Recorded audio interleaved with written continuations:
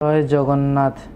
जदि आपण कौन झील को मने मने बहुत भल पाँच एवं आपण ताको निज बसरे करने को चाहते निज प्रेम दीवानी करने को चाहते ताले मु आज आपण एमती एक उपाय नहीं आसी जो उपाय को आपण केवल मो कहवा अनुजाई केवल जदि थरु तु ये करदे ताले मु आपन ग्यारंटी सह कहूँ मात्र 10 मिनिट मध्य आपण से झील को सबुदिन निज प्रेम दीवानी करें से झील आपन को छाड़ी गोटे मुहूर्त रही पारे ना। मन रखु ये जो उपाय बतेबी ये उपाय आप केवल बुधवार दिन करेंगे और राति 10टा रू राति 12टा मध्य करेंगे माने आपन जिते शोया जाऊँ शोवा पूर्व यही उपाय करेंगे। आपन प्रथमे कौन करेंगे खंडी साधा कागज ने और गोटे कला पेन ने साधा कागज कला पेन नहीं आपन कौन करेंगे जिते बड़े बुधवार न शोवा जाऊँ शोवा पूर्व ये उपाय करेंगे। देखो बर्तमान बतेबी जो भाई बतेबी आप करेंगे। प्रथम आपन कौन करेंगे गोटे बॉक्स करेंगे देखु मु जो भाई बतौ से भाई आप गोटे बॉक्स करेंगे यही गोटे बॉक्स करेंगे। बॉक्स कर सारी देखु बॉक्स मध्य यही घर करदे तापर देखो मुझे जो सब संख्या लिखी नंबर लिखे आपड़ से नंबर लिखिदेवे ये जगार आपड़ कौन करेंगे एठी लिखे 9 एठी 27 एठी 4 5 11 7 3 4 3 देखो जो जो नंबर लिखे आप घरे से नंबर लिखे एठी लिखे 9 27 4 5 11 7 3 4 3 यही मंत्रटी आपण जो कागज बतौची यही बॉक्स भितर आपड़ यही संख्या लिखि सारे तापर आपन देखो गोटे सिद्ध मंत्र बतेबी मंत्रटी आपड़ ये तले लिखे मंत्रटी देखु ओं क्रीं क्रीं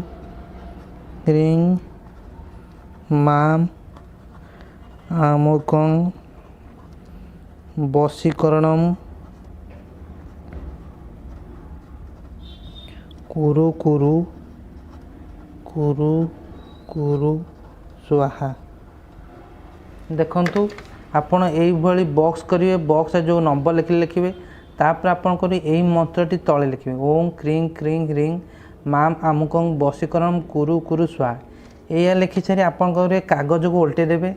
कागज पछरे आपन कौन करेंगे जो झील आप वशीकरण मंत्र कर वशीकरण टोटका कर से झीर नाम पछरे लिखिदेवे धरिन झीर ना है मामा आपड़ ये झीर ना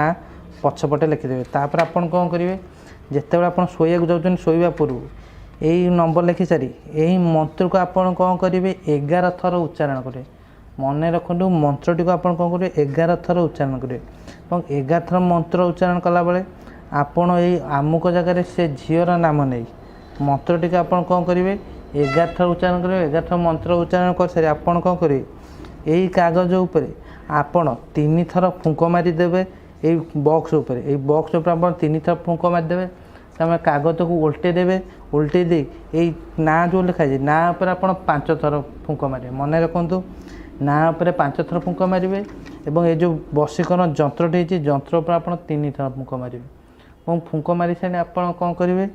ये कागजटी को छोट भांग करदे देखु